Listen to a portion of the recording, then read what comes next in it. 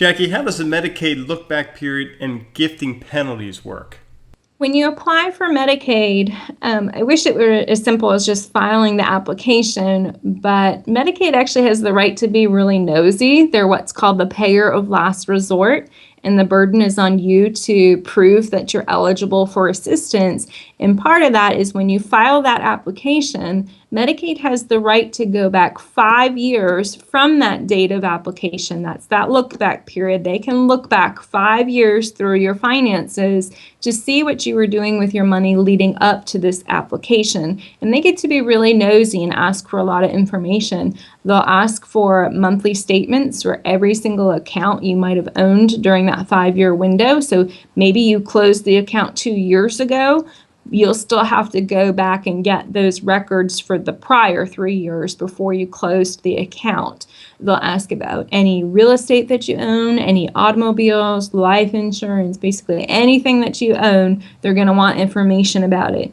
And the reason they're getting so nosy is they're going to rifle through all that information, and they want to know that you didn't just go and give or transfer everything away so that you could qualify for assistance. So when they're looking for those, through those 5 years of records, they're looking for gifts or transfers, what are called uncompensated transfers. So you gave something away and you didn't get anything back. So usually that's a gift to a family member would be your prime example.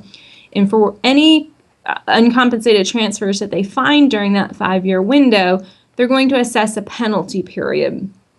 Currently the divisor is $6,300. So what they're saying is for every $6,300 that you give away, that's going to equate to a 1-month penalty. So if I went and I go through all my last 5 years of records and it turns out that I gave away $63,000, they're going to take that $63,000, divide it by $6,300 and say I have a 10-month penalty.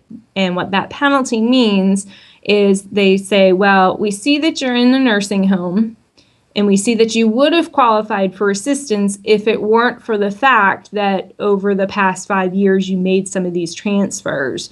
So if you're in the nursing home and you're otherwise eligible, that's when the penalty starts. So they're saying you're now in the nursing home, you're below $2,000 in the bank, and you have to figure out a way to pay for care for 10 more months before we're going to start helping you. So this is why we always caution people not to engage in gifting for Medicaid purposes without working with an elder law attorney, because you can get yourself into a pickle really quickly.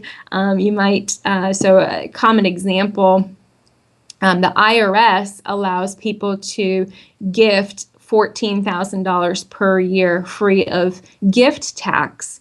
And so a lot of people have heard about that rule. Their CPA might even mention it at tax season. And what they don't realize is that's what the IRS lets you do, but that's not what Medicaid lets you do. So Medicaid would still call those gifts. So you want to be really careful about making any major gifts or transfers to family members unless you're working with an elder law attorney on a overall long-term care plan. Sometimes we might intentionally make some gifts or transfers, but it's usually part of a bigger overall plan, and we know how we're going to handle that penalty period if it becomes an issue.